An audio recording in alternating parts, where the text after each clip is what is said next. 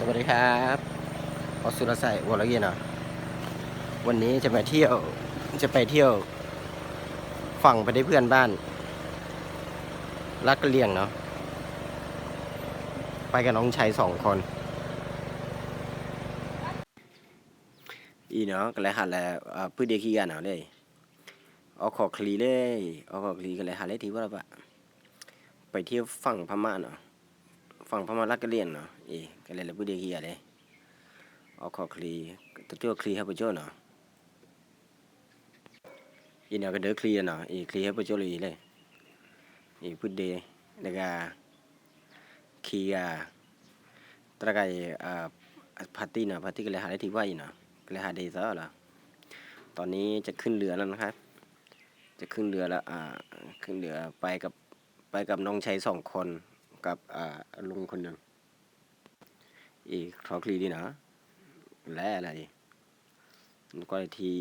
ที่พายอนเนี่ยนะก็เลยผ่านแล่ยังไปเลยนะ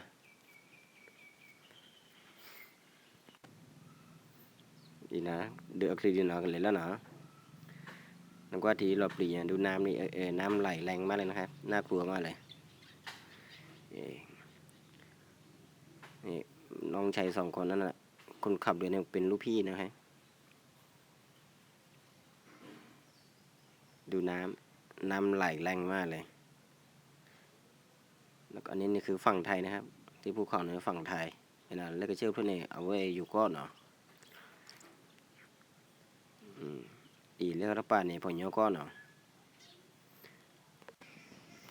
เนาะให้ติเรียกพอเนาะก้อนเลยเนาะพอเนาะก้อนรักกะเหรี่ยงนะให้ติเรียกที่ว่าอะไรตอนนี้มันถึงฝั่งไทยแล้วอันนี้มีนม3 คนผู้ต้าควาเตอร์กะเลยหาเล่ๆอยู่ก็รับป่ะให้แหละประเดี๋ยวหาเท่าไหร่นักว่าเกลือบุรีที่อยู่ค่ะกระเปียเล่นๆว่านี่เกลือบุปัญญ์เลยปัญญ์ก็เกลือเนาะเกลือลักเกลียงเนาะเดี๋ยวให้ตื่นเล่เครื่องก็ถุยเลยเนาะกระขาทุเรศเลยให้แหละประเดี๋ยวคิดอ่ะนักว่าเกลือบุรีตัวบุจันนาวเนาะเตะกี่เกลือละให้แหละสังเกตคนเนาะว่าอะไรเราว่าเราเลยแต่เครื่องทุนป่ะเว้ยยูรูพี่ให้เอาขอได้กันดินะเดี๋ยวพูดให้เอาขอได้กันดิเครื่องทุนเครื่องที่เนี่ยมาทูให้ไปแต่ละบ้านมันนะมันชิ้นนอล้อลุ่นเนี่ยแต่ชิ้นนอล้อลุ่นเนี่ย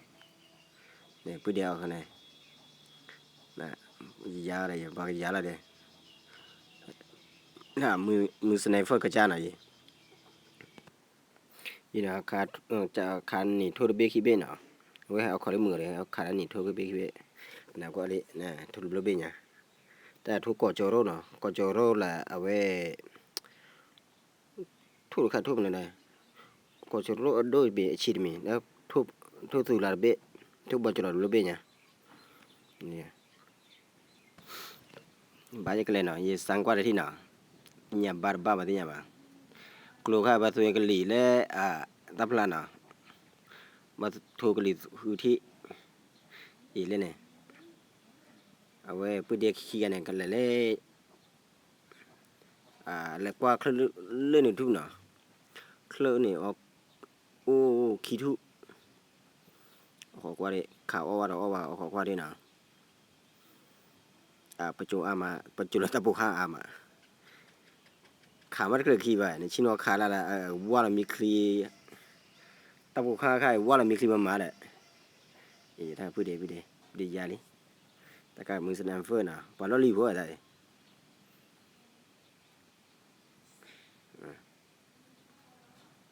บัจจุลอลุเนี่ยนะบัจจุลอลุเนี่ยบัจจุลพูดเนี่ยขับบาร์บ้านเนี่ยบาดาบ้าว่าอย่างเขาว่าเรียนนะ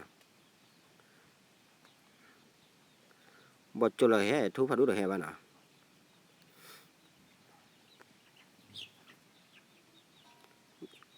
ค คือที่อาซาดอดุ้งอ่ะ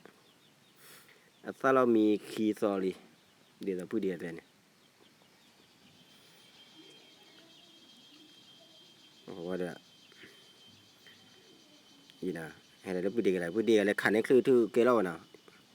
คือที่เนี่ยเว้ยทุรอ้อว่ะเอาไว้หาเกขาอะไรดิแต่พอเราลีพอนะยี่พอจิบเลยมาเลยกลัวก็ลีดไข่กลัวก็ลีปากก็กลัวก็ลีพีซีพีนะเนี่ยตัวก็ลีดที่เนี่ยขาวันนี้ที่เยี่ยชีเนี่ยขาละดิ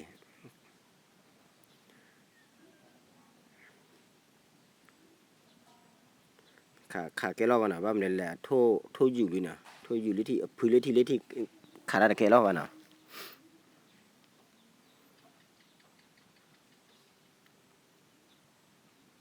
ยี่ได้ขันนี่เบคิเบยี่ขาเราเล่นยากันเบคิเบเนี่ยขาเราเตะดีนะขาแค่เทว่าดิมาหาคือว่าได้โจ้เด็คือบาร์เนี่ยบ้านนอตต่อปลีเดี๋ยวว่านะเอาคนน่ะยี่ยังว่าดิที่บ้าคือว่าดิอาทิลีเลยเดเบน่ะขับไปเลยขับไปเก็บไปขับไปเลยเดบ้านะเดเบเดเดเบขับไปเก็บในสีละมุตระเบเนี่ยขับไปเก็บไปนะขับไปเลยเดฮะขับไปเดในสีบ้า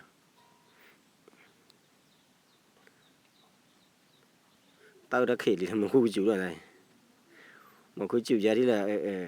อาดัมมาได้เวลเบเดฮักเกนอะไรดีได้พูดดีกันขนาดเล่นเนี่ยควาเลยกันเนี่ยว่าให้ควากันเนี่ยฮะควาแล้วมึงก่อนเลยนะมาขันนี่เบคิเบมาเบผัดด้วยเนี่ยอีตาไก่ขาทุนเนี่ยขาอ้อแล้วนะโอเคตอนนี้ยิงเสร็จแล้วนะครับยิงนกเสร็จแล้วจะกลับบ้านแล้วนะเดี๋ยวจะกลับไปที่ห้างกลับไปทำกินได้นกไม่เยอะได้เยอะ2-3 ตัว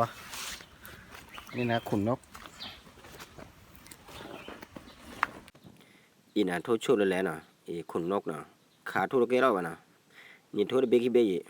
เกี่ยวเท่านะนั่นก็เลยตาไก่ตับปลอดไปประมาณคือประมาณ7 รอบนะประมาณตั้งนี่แล้วคือทุเรศเล่นยาคันนี้พวกละเอาไว้เสดูวัดดูดอดูเนาะมาเคลื่อนตามมีเด้อทุบพัดดูให้ออดดูฮักเกอร์ถือเล็กเลยเนาะเกลือโบปนยอกเลยเนาะตาไก่เนาะอันนี้ถนนลักเลียงนะครับอันนี้ลักเลียงอันนี้ลงไปแล้วถนนเส้นนี้นี่กว่าเกลือโบรู้จันนะเกลือครับปนยอกก็จิโร่นี่เนาะตาจูว่าเลยนี่จิโร่จันนะตาจิโร่เนี่ยนอลสังเกตนอลบูวานะเลเดคามาลอปีโดกันว่าดิการตาจูก็ราคาเท่าไหร่เราได้บ่ายเตะบอยเนี่ยบ้าหาเราก็เบอร์ละสังเกตดิเห็นเท่าสังเกตดิเห็นเท่านี้นี่เกจิโร่เกจิโร่นี่จิโร่กันเราดิฮักเกตุเล่เดลินะเล่เนี่ยขวาเดลินะพูดเดียวกันเดลิเนี่ยตาเราเพลินเนี่ยเดลิเราเพลินนะโอเคออมีเล่เดย์ห้างเดี๋ยวจะกลับไปกินข้าวที่ห้างนะครับอันนี้ถ้าใครเจใครเจบอลย้อนล้อนะบอลย้อนมาเจมาโอ้เล่นเนี่ยบอกกินเล่เนี่ยพอมาคือบอกกินเล่นเนี่ย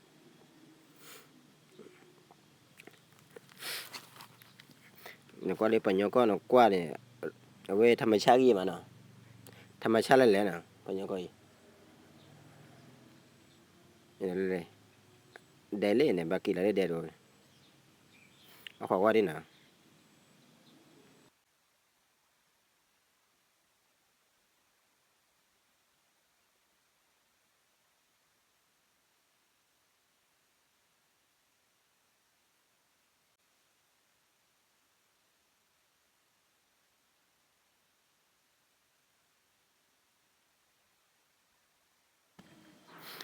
ฮักเกติเล่เดลินะฮักเกออมีเล่เดลเพื่อ เดี๋ยวเพื่อนว่าพอมีพอทีเนาะเดี๋ยวเพื่อนก็จะตั้งขอเลยเวลาขาทุเรศมือก่อนเนี่ยปุ้ยดีกันเนี่ย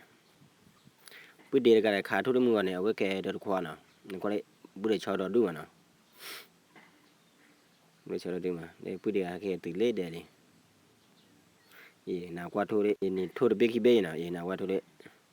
บัจจุบันเลยบัจจุบันนี้เบกี้เบ้เนาะน่าก็มาตาเอาที่ก็มาจะเลยแต่บ้าเนาะเอาไว้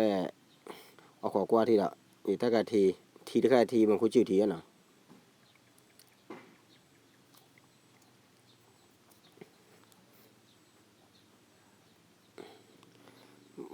ได้มีอูเลยมาแค่มีอูเลยมาแค่มีอูเนี่ยจะก็คุยทั่วโชดิคุยเปล่าคุยทั่วโชนั่นทั่วเบชเชจะเราคุยก็เจ๊เลยมันก็เก็บใจดิเอาขอกว่าที่น่ะก็คุยก็ว่าดิบัวมีอูเก็บจะไปเลยจื้อกู้เนี่ย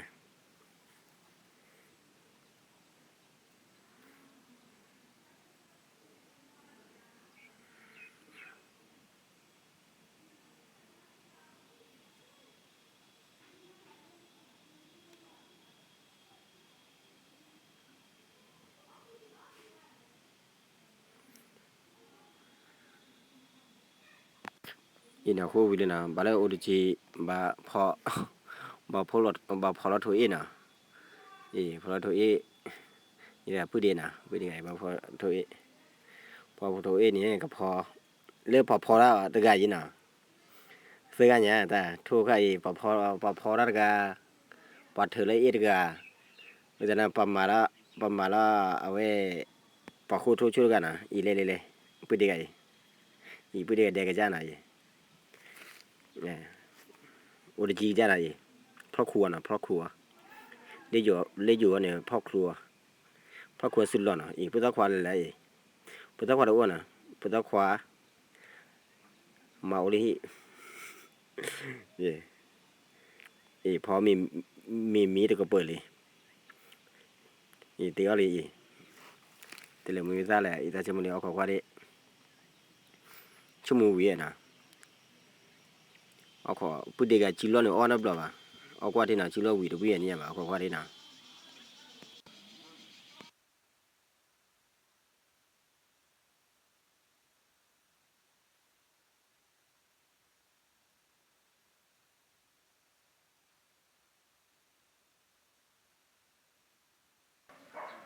พอมีลี่น่ะ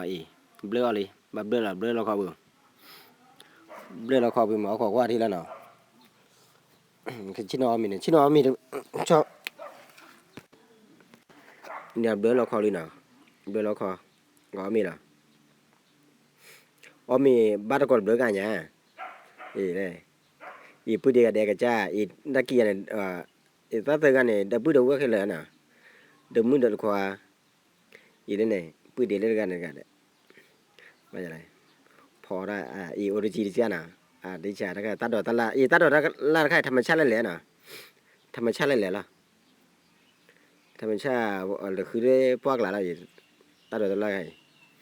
เป็นต้องขวดกันเลยดูบุคคลจันน้ำเนี่ยนี่กันเลยที่ชายเป็นต้องขวดที่ชายละเป็นต้องขวดเลยล่ะมึงโดนน้องกับมันนะเป็นต้องขวดจะเอามีที่ชาแล้วก็จะจันนะที่ชายเลยจันน้ำอย่างแล้วนี่ที่ชายละตีตาวิ่งมาจิโร่วิ่งมาได้ดูบุคคลจันไหนจิโร่วิ่ง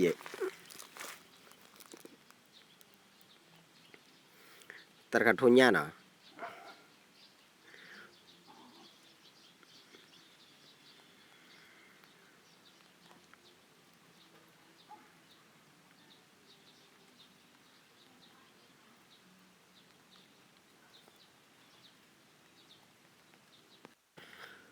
มีวิ่งมาคือตัดบทเอาชื่อว่าเคลียร์กว่ากัน